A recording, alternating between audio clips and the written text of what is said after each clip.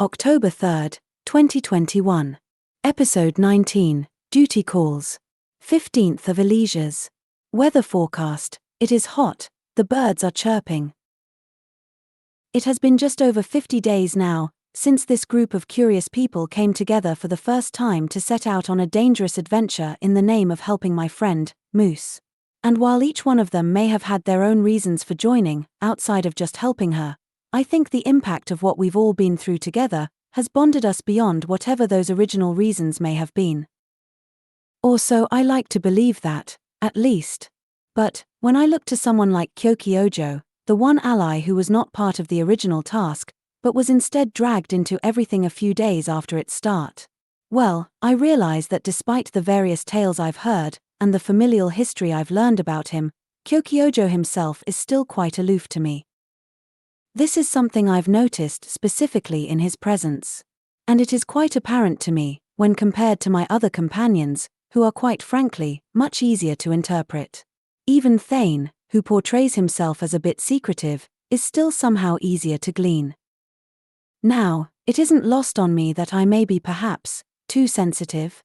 I often feel that way lately, as I find myself becoming quite emotionally charged despite my better judgment. This isn't something I remember experiencing as much in my youth. Back then, I sort of grew used to how things were. A rinse and repeat pattern of my father's antics disappointing me, or upsetting me, followed by a series of quirky forgiveness tactics on his part, to make up for it. There honestly wasn't much emotional turmoil outside of that, other than the things I will always anguish about. Like the confusing lost history of my mother, and where she went. But that's just something I've carried with me since before a time I can remember, so it doesn't cause me much outward pain anymore. Not unless I am made to face it directly. Musings aside, the reason I bring this up is because I want to point out that Kyokyojo doesn't make himself easy to get to know past a surface level. There are the obvious things I can mention about him, such as his capacity to take on a leadership role, and his overall adventuring experience, battle prowess, and bravery. I know he has a sense of humor, as he makes the occasional competitive jab towards the rest of us, especially Svend. None of these things really open him up much though. But I guess it's possible that it is by his design. Maybe he doesn't care to know us better, or to have us know him better. Even though he had me speak to this group on his behest for this latest adventure. Or could it be that it is only I experiencing the disconnect? I've had one-on-one time with Kyokyojo before. I stayed in his family's estate for the better part of a 10-day, learning about his family's history. And you would think that might equal something past the occasional look of disappointment, smug smirk, or non-communicated action, but maybe it wouldn't, if he doesn't care much for me. I hadn't considered taking personal offense to him over these everyday behaviors, mostly because I hadn't seen him act much differently around anybody else up until this point. Not even when we witnessed him reunite with his family. He seemed rather indifferent, more than I would have thought after such a long absence. But now, I must consider there is an underlying reason for that. One that somebody who knows him better might be able to understand through watching his usual demeanor. As of today, I now know such a person like that does exist. Because for the first time ever, I saw Kyokyojo unmasked while standing in the presence of someone he truly regards as a friend. His excitement was palpable upon recognition of this mystery Buttons figure, and up until that point I had never seen him like that before. I am unsure anybody else other than his sister had either. He was genuinely smiling, and it was quite refreshing, if not even a bit of a relief, to see that side of Kyokyojo. To know that, if we are to really take on this long quest of his, traveling to the Sea of Fallen Stars, that there is hope for us to become a stronger group, as he clearly isn't incapable of bonding with others. He just may require a bit more patience. As for our esteemed guest, this mystery Buttons, he exuded more extrovert energy when compared to his halfling friend. His charisma contagious, as he introduced himself to the rest of us after greeting Kyokyojo. I could maybe understand after meeting him why he may have had an influence on Kyokyojo, without even knowing what experiences they may have faced together. Likely a series of sea-ridden adventures based on his reputation and the captain's hat adorned on his head. I was a tad embarrassed for my lack of recognition when Kyrax exclaimed, "Mystery buttons of the Sword Coast." I reconciled it as an irrefutable moment where books failed me in lieu of more worldly knowledge like my friends have. After some more pleasantries and jokes were shared, Mystery Buttons went on to explain that he had the goal of reaching Baldur's Gate by the end of the year. That his intention was to set out on his ship from Waterdeep within the next month. He had made contact with Kyokyojo because he had heard he was looking for transportation south as a means to get closer to the Sea of Fallen Stars. He then added that he could benefit from the protection adventurers could provide while on the trip, so it would be a mutual agreement. We were still going over the details when one of the Kyojo family servants interrupted to present us with a summons from Lord Trescar Salan. We concluded our business with our future ship ride attained, and a further understanding that we would meet back up with Mystery Buttons in Waterdeep early next month to start the voyage. We made our way to the Kyojo estate stables where an annoyed Varlos was waiting, after having secured the 6 carts and their horses as Kyokyojo requested of him. We got to witness another Kyojo sibling bout, this time of the verbal sort, as the 2 brothers shared a back and forth before Varlos left in a huff. Now that we were to meet with the Lord of Secomber, it was time for us to finalize our plans for the vast amounts of wealth we had managed to haul from the Shining Falls.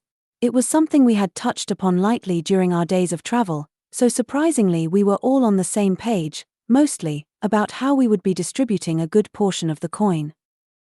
Our home had been through an ordeal, one we still carried on our backs with every sounding hammer in the square, and freshly disturbed grain of soil over a grave. Money certainly wouldn't bring back those we lost, nor would it heal wounds, but maybe, at the very least, it could help us to mend some of the town's devastation without being completely beholden to the Zentarum. We prepared 5 of our 6 carts and took our leave of the Kyojo compound with an air of resolve, making our way to the Eye of Yondola. We arrived at City Hall and requested our cargo be monitored, before we were all ushered in and left to wait where our trial with Malik had taken place. After about 30 minutes of waiting, Lord Trescar Salan appeared before us, his face a bit worse for wear, and his usual cadence seeming a bit off, compared to how he normally presented himself. He started to speak, but I stood up.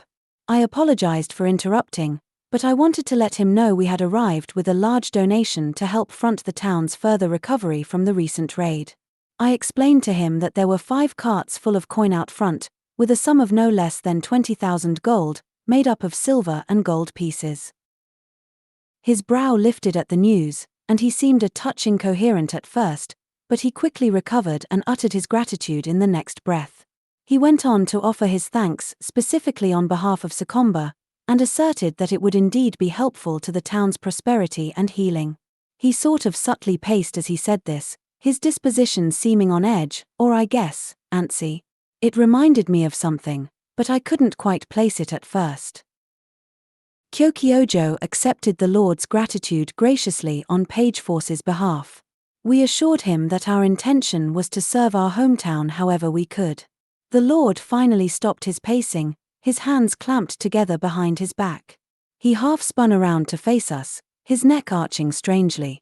"Well, if you really mean that, I actually do have something I could use your help with." As the Lord went on to explain the favor he needed from us, it occurred to me why I found his ill-matched mannerisms familiar.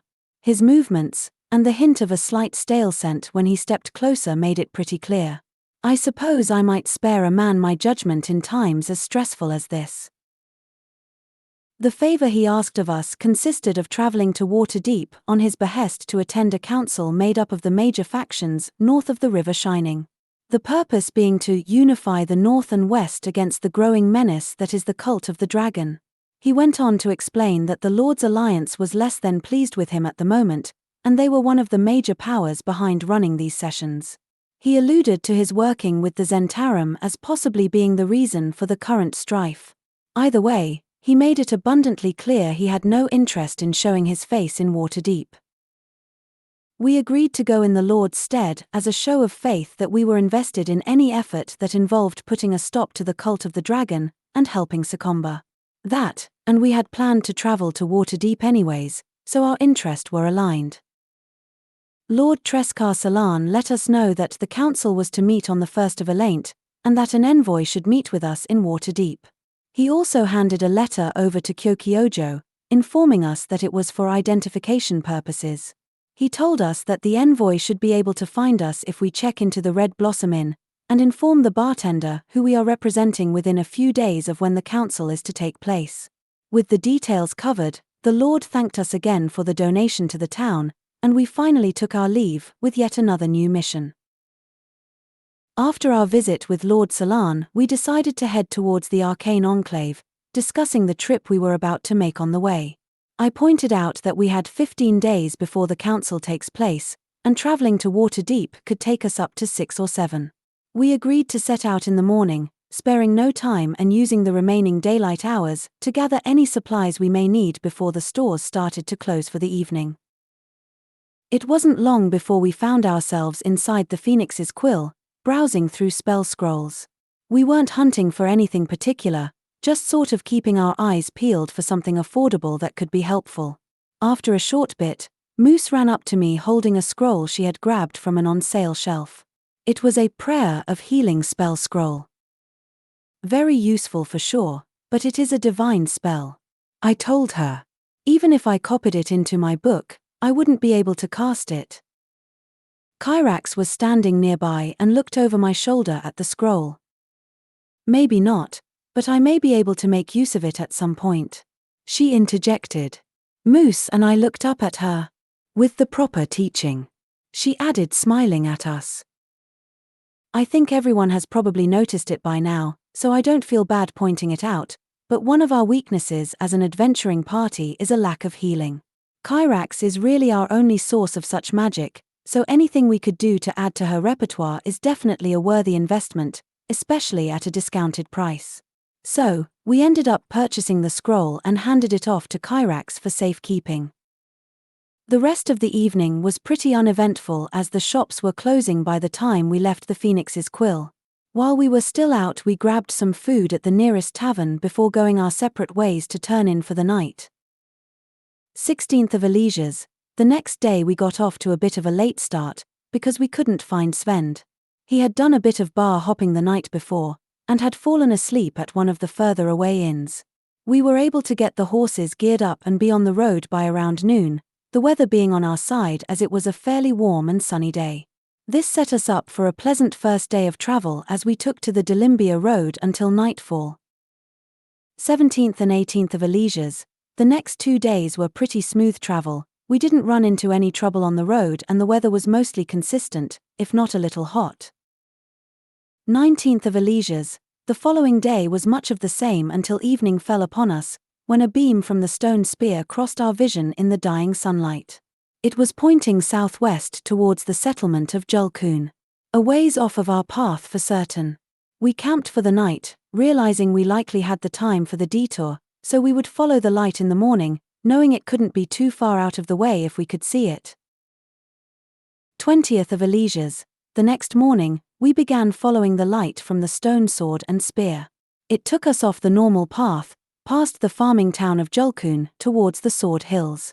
It was a rather barren landscape, but that made it easy for us to watch for anything unusual, especially when we were on higher ground.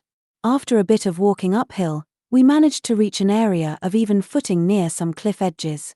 This spot gave us the perfect vantage point to what we had been seeking.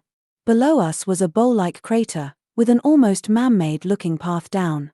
The light of both weapons settled on something within this crater area. We took the path down, recognizing the similar size and shape as we drew closer. It was very reminiscent of the statue we had seen the elf spirit arise from after defeating the colossal being. The one major exception was that the stone on this statue looked far older as it was caked in dust. Almost as though it had been sitting in this valley for hundreds of years. Upon closer inspection we noticed there was writing etched into the statue, Sylvan letters. Thane stepped closer, rubbing some of the dust off to read what it said. He wasn't able to make sense of the whole thing, as part of the words had become illegible due to time wearing and cracking the stone, but he said that it made mention of a spell of containment. Maybe it means for us to break the spell then. I offered. I could try using dispel on it. Everyone took a step back, giving me the go-ahead to try. I focused in on the statue, the pages of my book flapping as letters of the word dispel clashed with the stone. It was the first time I had ever tried the spell in real time, so I wasn't feeling my most confident, but just as the magic from my spell waned, a rumbling occurred from somewhere near us. We looked to the north as the nearest wall of the crater burst into rubble, unleashing a cloud of dust over the entire valley. We shielded our heads, coughing from the dirty air, struggling to see what had just happened. Out from behind the rocks came another large colossal being, covered in hair, on 4 feet that resembled hooves, and it had a set of horns, one heavily damaged. Its orange glowing eyes were shining through the dust, its sights settled on us.